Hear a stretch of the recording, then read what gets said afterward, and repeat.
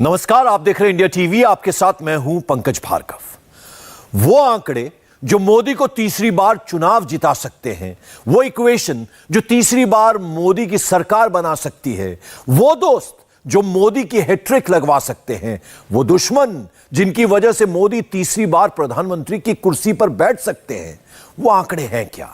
वो दोस्त है कौन? वो दुश्मन क्या कर रहे हैं? और वो फॉर्मूला कहां लिखा गया है, कहां तैयार किया गया है? तीसरी बार चुनाव जीतने का मतलब सिर्फ चुनाव जीतना नहीं होगा। जवाहरलाल नेहरू के बाद पहली बार ऐसा होगा। इंदिरा गांधी भी लगातार 3 चुनाव नहीं जीत पाई। नेहरू का जमाना और मोदी का जमाना, इनमें बहुत फर्क है। नेहरू का जमाना सचमुच कांग्रेस का जमाना था।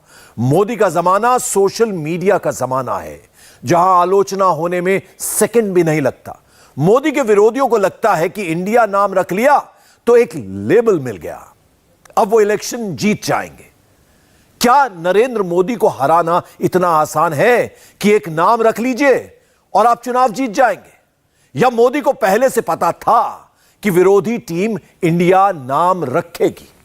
आपने विरोधियों का स्लोगन तो सुन लिया, अब नरेंद्र मोदी का होमवर्क कितना सॉलिड होता है, यह आपको दिखाते हैं इस रिपोर्ट में। क्या 2024 में नरेंद्र मोदी एक नाम से हार जाएंगे?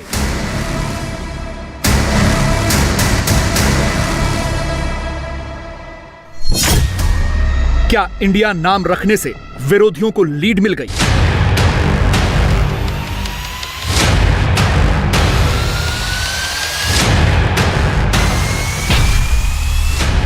क्या इंडिया से राहुल एंड स्पेशल 26 को 272 सीटें मिल जाएंगी?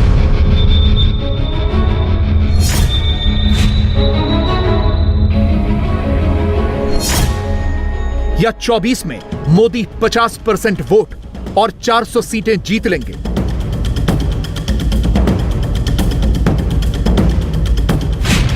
चौबीस के आम चुनाव में 210 दिन बचे हैं, मगर कुछ लोग अभी से कह रहे हैं कि 24 के लिए जबरदस्त काम हो गया। कांग्रेस कहती है जुड़ेगा भारत, जीतेगा इंडिया। लड़ाई एनडीए और इंडिया के बीच में है, नरेंद्र मोदी जी और इंडिया के बीच में है। ममता बनर्जी कहती हैं इंडिया जीतेगा, भारत हारेगा। इंडिया जीतेगा, भाजपा हारेगा। भारत जीतेगा, भाजपा हारेगा। इंडिया जीतेगा और हमारा देश जीतेगा। नीतीश कुमार से लेकर उद्धव ठाकरे तक, महबूबा मुफ्ती से लेकर एमके स्टालिन तक, सारे विरोधी कहते हैं कि मोदी के पास इंडिया का कोई जवाब नहीं है। बहुत अच्छा रिजल्ट होगा, एक बात खूब बढ़िया से जानिए। और देख रहे हैं ना हालत उन लोगों की कितनी खराब है, इसीलिए ना जो कर रहे हैं हम सब काम। तो जो हम लोग जितना काम कर रहे हैं उसी से परेशान हैं लोग। मोदी के पास जवाब तो है। मोदी ने 4 घंटे के अंदर जवाब तैयार कर लिया। जो लोग मोदी मोदी, इंडिया इंडिया कहकर 24 के चुनाव को मोदी वर्सेस इंडिया करने की कोशिश कर रहे हैं, जो लोग नाम देखकर यह सोच रहे हैं कि मोदी का काम हो गया, वो बहुत जल्दबाजी में हैं। 24 जीतने के लिए नरेंद्र मोदी ने अपना इंद्रधनुष बनाया है।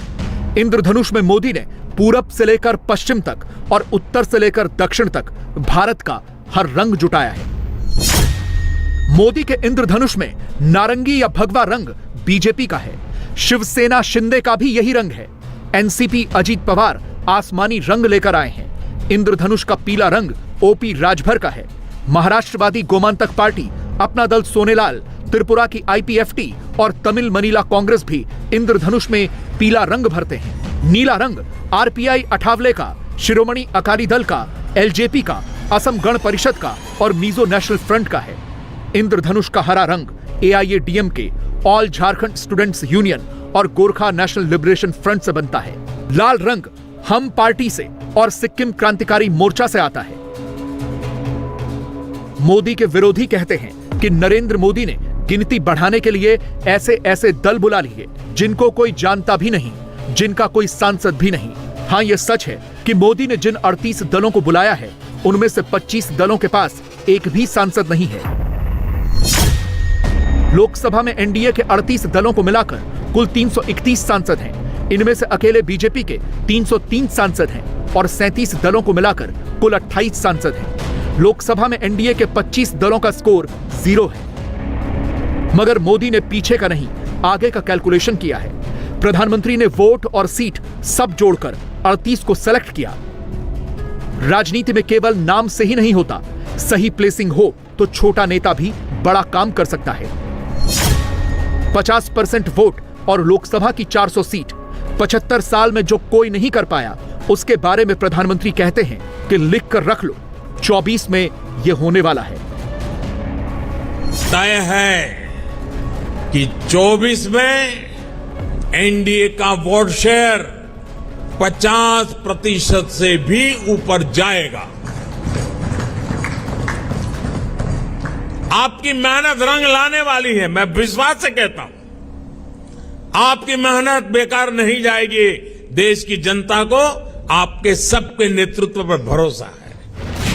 यह कॉन्फिडेंस कहां से आता है? यह कॉन्फिडेंस आता है पक्का होमवर्क करने से। यह कॉन्फिडेंस आता है एक एक वोट का कैलकुलेशन करने से। मोदी के विरोधियों ने अपने अलायंस का जो नाम रखा है उसमें 5 शब्द हैं। जवाब में मोदी ने 5 फॉर्मूले तैयार किए हैं।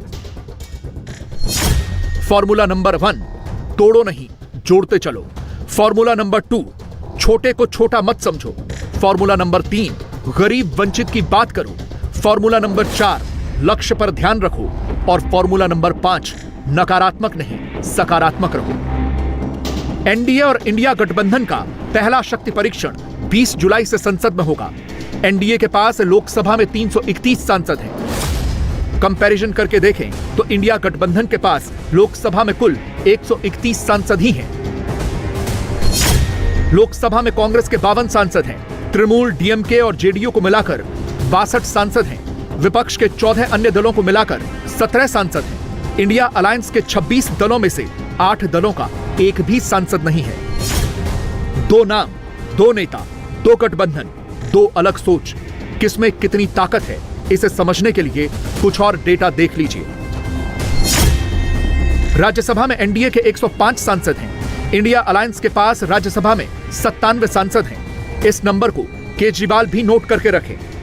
दिल्ली अध्यादेश पर नरेंद्र मोदी की सरकार इसी सत्र में बिल लेकर आएगी। लोकसभा में कोई दिक्कत ही नहीं है। राज्यसभा में भी मोदी के पास पूरे नंबर हैं। एनडीए दलों की 16 राज्यों में सरकार चल रही है। विपक्षी इंडिया गठबंधन 11 राज्यों में सरकार चला रहा है। एनडीए के 38 दलों के पास कुल मिलाकर 1728 विधायक हैं। इंडिया गठबंधन के 26 दलों को मिलाकर देश भर में 1747 विधायक होते हैं। इन देश की जनता सब कुछ खुली आंखों से देख भी रही है और समझ भी रही है। जनता देख रही है कि ये पार्टियों क्यों इकट्ठा हो रही है। जनता ये भी जान रही है कि वो कौन सा ग्लू है, गोंद है जो इन लोगों को, इन पार्टियों को जोड़ रहा है अपने राजनीतिक स्वार्थ के लिए। ये लोग पास तो आ सकते हैं लेकिन साथ नहीं आ सकते।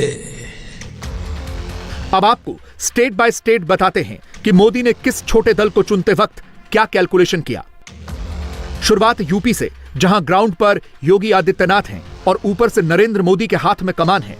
उस उत्तर प्रदेश में भी बहुत सावधानी से दोस्त चुना गया है। अनुप्रिया पटेल का अपना दल सोनेलाल 2019 में 2 सीटों पर लड़ा, वोट मिले 1.2%। ओम प्रकाश राजभर की सुहेलदेव भारतीय समाज पार्टी 2019 में 1% से कम वोट मिले। संजय निषाद की निषाद पार्टी 2019 में बीजेपी के टिकट पर अपना एक कैंडिडेट लड़ाया। दूर बैठकर देखने में ये दल बहुत छोटे लगते हैं, लेकिन अनुप्रिया पटेल का अपना दल 4% कुर्मी वोट को बीजेपी के करीब लाने में अहम रोल निभाता है। केवट, बींद, मल्लाह, कश्यप, नोनिया, मांझी और गोंड जातियों को रिप्रेजेंट करने वाले संजय निषाद यूपी में 18% वोट होने का दावा करते हैं। रियलिस्टिक होकर देखें तो निषाद वोट कम से कम 7% है। गंगा के किनारे किनारे जितनी भी सीटें हैं वहां निषाद वोट असर रखता है। यूपी में 3 से 4% राजभर वोट है। पूर्वांचल की 15 लोकसभा सीटों पर यह जीत और हार डिसाइड करने की स्थिति में है। अपना दल सोनेलाल 4%, निषाद पार्टी 7%, सुभाषपा 4%। इन तीनों पार्टियों की वोट ट्रांसफर टेक्नोलॉजी स्ट्रांग है। 15% में से अगर 7.5% वोट भी ट्रांसफर हुए तो बीजेपी के 51% वोट में जुड़कर ये एनडीए को यूपी में 58% तक पहुंचा देंगे। समय की सरकारों की बीमार मानसिकता ने उत्तर प्रदेश जैसे प्राकृतिक संसाधनों से भरपूर इस भूमि को बीमारू बना दिया था और उनकी बीमारू मानसिकता के कारण उत्तर प्रदेश बदहाल स्थिति में था। नौजवानों के सामने पहचान का संकट आता था। नौकरी निकलती थी,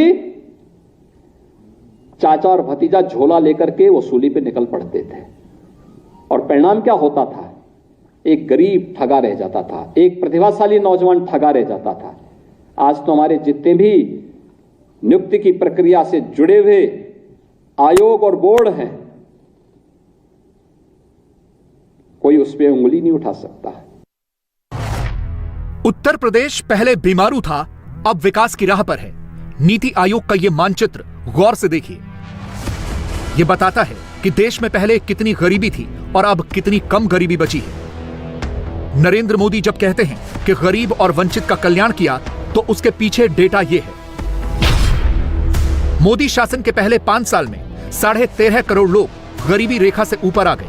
अकेले उत्तर प्रदेश में 3 करोड़ 42 लाख लोग गरीबी के दुष्चक्र से निकल गए। जो आज़ादी के 75 साल में जो सरकारें बनी, उन सरकारों ने नाई, गोंड, पाल, प्रजापति, कुम्हार, बिंद, केवट, मल्लाह, राजभर, चौहान, आरा, कर्कवंशी, बंजारा, बहेलिया, खंघार, जिनको कोई जानता नहीं, उनको देश के प्रधानमंत्री के सामने रखने का मौका मिला। इनकी समस्या को बताने का, शिक्षा, स्वास्थ्य, रोजगार, नौकरी में कहाँ खड़े हैं, ये बताने का मौका मिला। ये तो बड़ी बात है ना। प्रधानमंत्री जी ने कहा कि हम देश के विकास के लिए आप लोग आए हैं, जो आपकी समस्या है, जो वंचित, शोषित, पिछड़े, दलित, गरीब, कमज़ोर लोग हैं, उन्हीं को हम आगे बढ़ाने का काम कर रहे हैं। कोई दूसरा काम तो हम नहीं कर रहे हैं। आप लोग भी वही लड़ाई लड़ रहे हो। तो आओ सब लोग मिलकर के इस काम को आगे बढ़ाया जाए। यूपी में संजय निषाद, ओपी राजभर और बिहार में हम पार्टी के जीतन राम मांझी, राष्ट्रीय लोक जनता दल के उपेंद्र कुशवाहा और एलजेपी के चिराग पासवान जब मोदी के पास आते हैं तो यह भरोसा रहता है कि उनके लोगों को घर बनाकर मोदी ही देंगे, खाते में पैसा मोदी ही भेजेंगे, किसान सम्मान मोदी ही देंगे, आयुष्मान कार्ड भी मोदी ही बनवाएंगे। बिहार में 2019 के वोट शेयर को आधार माने तो जेडीयू 21.8%, आरजेडी 15.4% और कांग्रेस 7.7%। इन तीनों दलों के वोट शेयर को मिला दें तो 44.9% का वोट शेयर बनता है, जबकि बीजेपी का अपना वोट शेयर 23.6% ही है। 2019 में नीतीश मोदी के साथ थे, अब वो लालू के साथ हैं। नीतीश की कमी पूरी करने के लिए नई सोशल इंजीनियरिंग की गई है। चिराग पासवान और पशुपति पारस को एक करके मोदी ने बिहार के 6% पासवान वोट को इकट्ठा कर दिया। जीतन राम मांझी को साथ लेकर मोदी ने 10% महादलित वोट को नीतीश से अलग कर दिया। उपेंद्र कुशवाहा के आने से 6% कुशवाहा वोट एनडीए की तरफ आएगा। इसमें सन ऑफ मल्लाह, मुकेश सहनी की वीआईपी पार्टी का 4% वोट जोड़ दें तो मोदी ने 26% वोट शिफ्ट करने का इंतजाम कर लिया है। 26 का आधा यानी 13% का वोट रियलाइजेशन होने पर भी बिहार में मोदी का ही अपर हैंड हो जाएगा। कल तो अनेक पार्टियों की मीटिंग थी तो वहां का मीटिंग होके चल दिए। आज कह रहा है कि वो जो प्रेस कॉन्फ्रेंस हो रहा था उसमें थे ही नहीं, तो हम ही तो कह के सब बात मानिए लिया है सब, और वहां से उठ के हम चले आए यहाँ। इसलिए कि मेरी इच्छा राजगीर की हो रही थी ना, कि हमको मन था कि हम राजगीर, देर हो रहा हमको, तो इसीलिए हम आ गए हैं और कोई बात नहीं है। इसलिए पूरे तौर पर हम लोग साथ हैं और देश के हित में और सब लोगों के हित में, पूरे समाज के हर तबके के उत्थान के लिए और प्रेम और भाईचारे का भाव रहे। तरह तरह की बात है, क्या करेंगे? तो अभी तो अगला साल के चुनाव तक या इसी साल चुनाव कराए जब, उस समय तक आपको तो इधर उधर करना है। महाराष्ट्र के नए डिप्टी सीएम अजीत पवार को एनडीए की मीटिंग में नरेंद्र मोदी के साथ आपने देख लिया। अजीत पवार के आने से क्या बदला, इसे भी समझिए। महाराष्ट्र में एनसीपी की टूट से पहले एनडीए कमजोर दिख रही थी। शिवसेना में फूट के बाद भी विधान परिषद और विधानसभा उपचुनावों में बीजेपी को हार का सामना करना पड़ा। यानी शिंदे के आने से भी बीजेपी को कोई फायदा होता दिख नहीं रहा था। महाराष्ट्र के सर्वे में पवार ठाकरे और राहुल की महाविकास आघाड़ी फडणवीस और शिंदे की जोड़ी से 8.4% वोट से आगे थी। महाविकास आघाड़ी को 47.7% वोट शेयर मिल रहे थे, तो एनडीए के खाते में 39.3% वोट जा रहे थे। जून के आखिरी हफ्ते में सर्वे आया और जुलाई के पहले हफ्ते में अजीत पवार वाला ऑपरेशन हो गया। महाराष्ट्र में अब पावर बैलेंस है। उधर महाविकास आघाड़ी में प्राइम मिनिस्टर कैंडिडेट को लेकर टेंशन है। वो बाहर से कोई बात करता है किसी पार्टी का, मैं कल बोलूंगा उद्धव ठाकरे साहब चेहरा बन सकते हैं, और कोई बोलेगा कांग्रेस का नेता चेहरा बन सकता है। यहाँ बैठकर बात नहीं होती है। हम सब एक साथ है, इंडिया, और इंडिया तय करेगा कौन प्रधानमंत्री है। चुनाव की स्ट्रेटजी अकेले मोदी नहीं बना रहे। कांग्रेस और दूसरी विरोधी पार्टियां भी प्रोफेशनल्स की सर्विस ले रही हैं। प्रोफेशनल इलेक्शन मैनेजर्स की सलाह पर ही मोदी हटाओ की जगह इंडिया बचाओ की रणनीति बनाई गई है। इस स्ट्रेटजी की एक हिस्ट्री भी है। 1971 में इंदिरा ने नारा दिया था, गरीबी हटाओ। विपक्ष ने कहा, इंदिरा हटाओ। 1971 में विपक्ष ने मुंह की खाई। मोदी पर पर्सनल अटैक करके राहुल गांधी एक बार नहीं, कई बार मुंह की खा चुके हैं। कांग्रेस इसीलिए इस बार मोदी हटाओ की जगह इंडिया बचाओ और भारत जोड़ो को अपना हथियार बना रही है। अरविंद केजरीवाल जी मेरे नेता हैं। मेरे जीवन का सपना है कि मैं उन्हें इस देश की कमान संभालता देखूं, लेकिन आज जो देश में जिस दौर से देश गुजर रहा है उसमें इस समय ज़रूरत ये है कि सब साथ आएं और बेरोज़गारी, महंगाई, इस प्रकार के जो बीमारियां हैं जिनसे हमारा देश ग्रसित है, जो रोग हमारे देश को लग गया है, उस रोग से देश को बचाना, एक निकम्मी सरकार से छुटकारा दिलाना है। ये तो आंकड़ों का खेल है, कौन बनता है कौन नहीं बनता, लेकिन मुझे लगता है कि अभी एक प्रकार की जो चीज़ सामने नज़र आई कल की बैठक में भी और जिस प्रकार से घोषणा आई, वो ये है कि आपसी मतभेद, मनभेद और महत्वाकांक्षा, 3 M's, मतभेद, मनभेद और महत्वाकांक्षाएं भुलाकर सब लोग साथ आए हैं। कितनी बड़ी बात है। पश्चिम बंगाल में बीजेपी के पास अभी कोई पार्टनर नहीं है। 24 तक कोई पार्टनर दिख भी नहीं रहा। इसी तरह कर्नाटक में जेडीएस की शर्त को पूरा करना पॉसिबल नहीं है, इसलिए वहां भी बीजेपी अकेली है। बंगाल में ममता, लेफ्ट और कांग्रेस का अलायंस होना कोई अजूबा ही होगा, मगर यदि ऐसा हो गया और वोट ट्रांसफर की मशीन भी चलने लगी तो बंगाल में मोदी का नुकसान तय है। टीएमसी के खिलाफ और टीएमसी की तानाशाही रुख जो बंगाल में दिखाई दिया है पूरे पंचायत के चुनाव में, जिसके आधार पर 7 लोगों की मृत्यु हुई, वो बंगाल की हकीकत है। जनवाद के ऊपर हमले करके आप जनवाद की रक्षक के नाम पर खड़े होंगे, उसकी बहुत कम क्रेडिबिलिटी है। राहुल गांधी ने बंद कमरे में बैठकर इंडिया बनाया। मोदी ने एनडीए वालों के लिए माइक खोल दिया। विरोधी कहते हैं मोदी राजधर्म भूल जाते हैं, लेकिन यहां तो मोदी गठबंधन धर्म भी निभा रहे हैं। इंडिया टीवी हर वक्त हर जगह डाउनलोड करने के लिए सर्च करें India TV news Google play store या ऐप स्टोर पर।